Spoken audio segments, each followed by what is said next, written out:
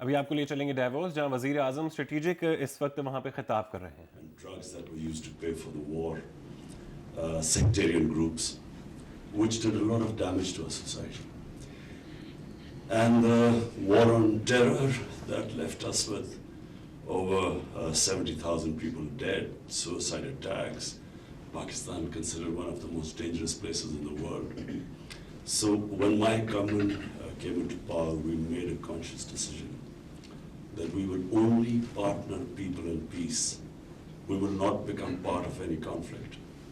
And secondly, the legacy of the 80s, where we were left with these militant groups still operating in Pakistan. This was the first government that has now disarmed them and tried to rehabilitate them. So, as a result of this, the first benefit Pakistan had is in tourism. Pakistan is probably one of the most, in terms of tourism, one of the most undiscovered countries in the world. It has one of the oldest civilizations, the Indus Valley, 5,000 years old. It is, in terms of a country which is sacred, which has sacred places for 4 religions: Hinduism, Buddhism, center of the old Buddhist civilization, and then Sikhism, and then of course Sufism. So all this potential was untapped. Then it has the one of the most undiscovered mountain areas. Half of the world peaks, over 24,000 feet, are in Pakistan. So, so the first impact was that tourism doubled in 1 year. It doubled. It was named, Condé Nast magazine named it as the most exciting tourism destination, and the British Backpackers Association, they sort of named it as the top destination.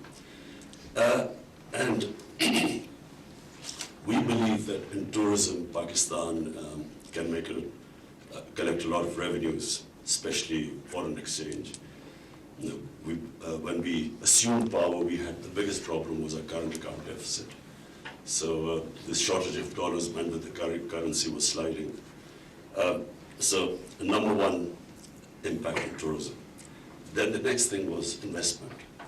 We have a young population, need employment, and the only way we can give them employment is by bringing investment, local investment, start reindustrialization. In 60s, Pakistan was one of the fastest growing countries in terms of industrialization. We were the fastest in the subcontinent. We lost our way in the 70s because of an ill-conceived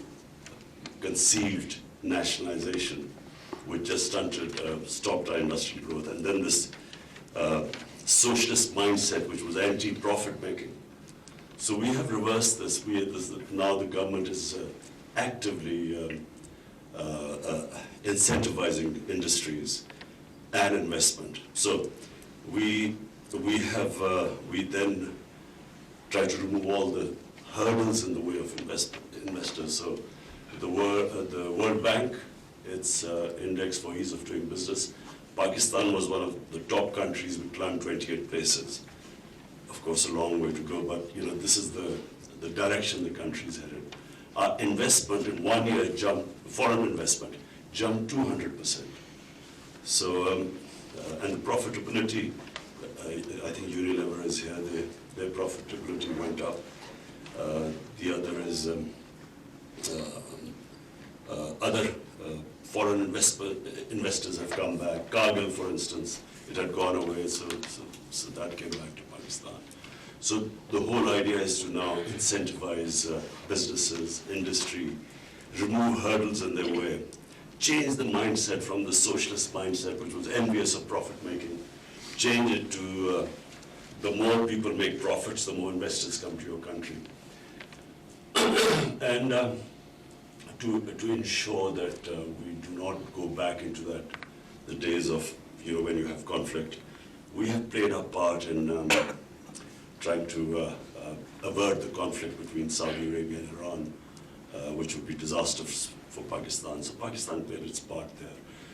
We are now working actively with the Americans for peace in Afghanistan.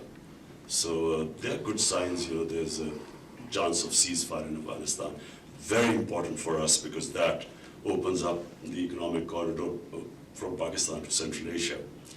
The areas where we are hoping to attract investment, agriculture is one because we have fertile agricultural land, but unfortunately very low productivity because there have been no new techniques coming in. We don't utilize the water properly and so on. So we are trying to attract investors in agriculture. In minerals, Pakistan has probably one of the best gold and copper reserves, but still we haven't had mining companies coming to Pakistan for various reasons. So we are now giving them very good terms for the mining companies to come over. And also the other area, we now, a revolutionary first time in Pakistan is trying to go into digital Pakistan.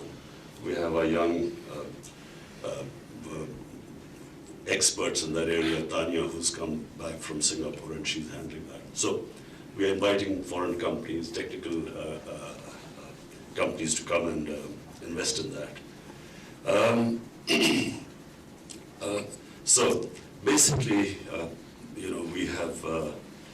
we are right now, first year was spent in stabilizing Pakistan also because we inherited, as I said, this huge current account deficit. So the first year was really stabilizing our currency. We brought down our current account deficit by 75%. And now this year is the year where we want our economy to grow.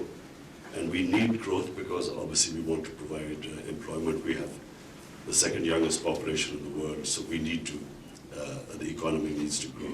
So we are doing everything possible to attract investment, make it easy for our local industry to invest, giving them incentives. And as I said, it's the first time since the 60s that a government is consciously now planning to help its industry grow. Prime Minister, thanks for that and for really spelling out what you want to achieve. Can I just... वज़ीर आज़म इमरान खान का Pakistan strategy dialogue से खिताब, कहा दहशतगर्दी के खिलाफ जंग में भारी नुकसान उठाया, पाकिस्तानी कौम ने दहशतगर्दी के खिलाफ जंग में 70,000 जानों की कुर्बानी दी। वज़ीर आज़म इमरान खान ने कहा पाकिस्तान सयाहत के लिए बेहतरीन मुल्क है, पाकिस्तानी सरजमीन कई कदीम तहजीबों का मस्कन है। वज़ीर आज़म ने यह भी कहा कि हम गैर मुल्की कंपनीज़ और सरमायाकारों को पाकिस्तान में सरमायाकारी की तरगीब दे रहे हैं।